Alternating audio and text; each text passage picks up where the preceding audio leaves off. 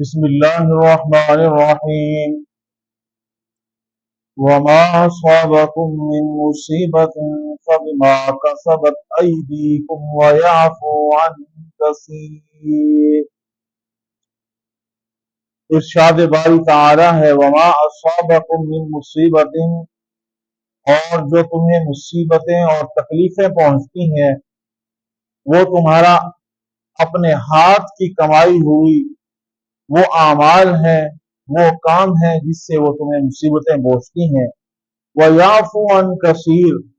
اور بہت ساری ایسی باتیں ہیں جنہیں اللہ تبارک و تعالی درگزر فرما دیتے ہیں، معاف فرما دیتے ہیں۔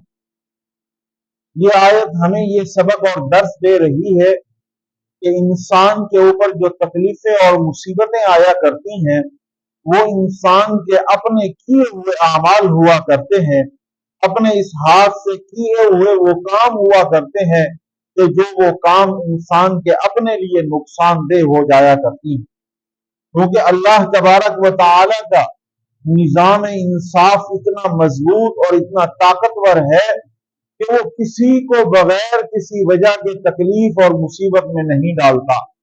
بلکہ اللہ نے کیا فرمایا وَيَعْفُو عَنْ كَثِيرٍ، بہت سے تمہارے ایسے کام اور ایسے تمہارے اعمال ہیں کہ جنہیں رب تعالی معاف کر دیا کرتے ہیں، درگزر کر دیا کرتے ہیں۔ اگر تمہاری وہ ایک ایک چیز پر تمہیں پکڑنے پر آئے تو تمہارا لمحہ بھر بھی کچھ نہ بچے۔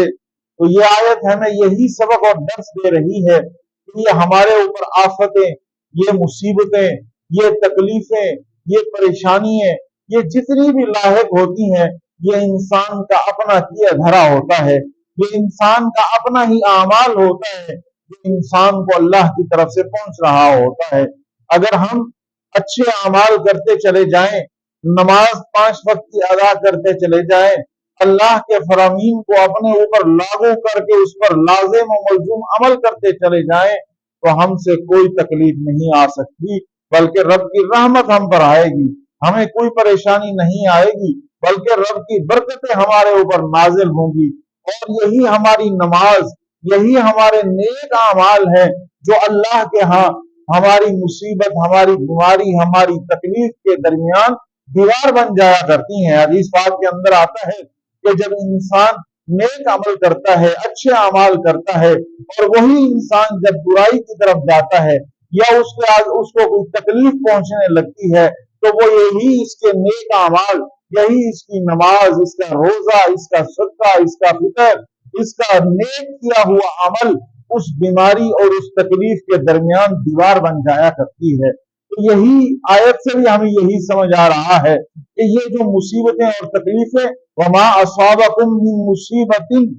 جتنی بھی تمہیں مصیبتیں اور تکلیفیں آتی ہیں تمہارے ہاتھ کا کیے دھرا ہوتا ہے، تمہارا اپنا اپنے اعمال ہوا کرتے ہیں جن کی وجہ سے تمہیں پریشانیاں، بیماریاں، تکلیفیں، آفتیں اور مصیبتیں تمہیں لاحق ہوتی ہیں۔ تو اس لیے اللہ کے ہاں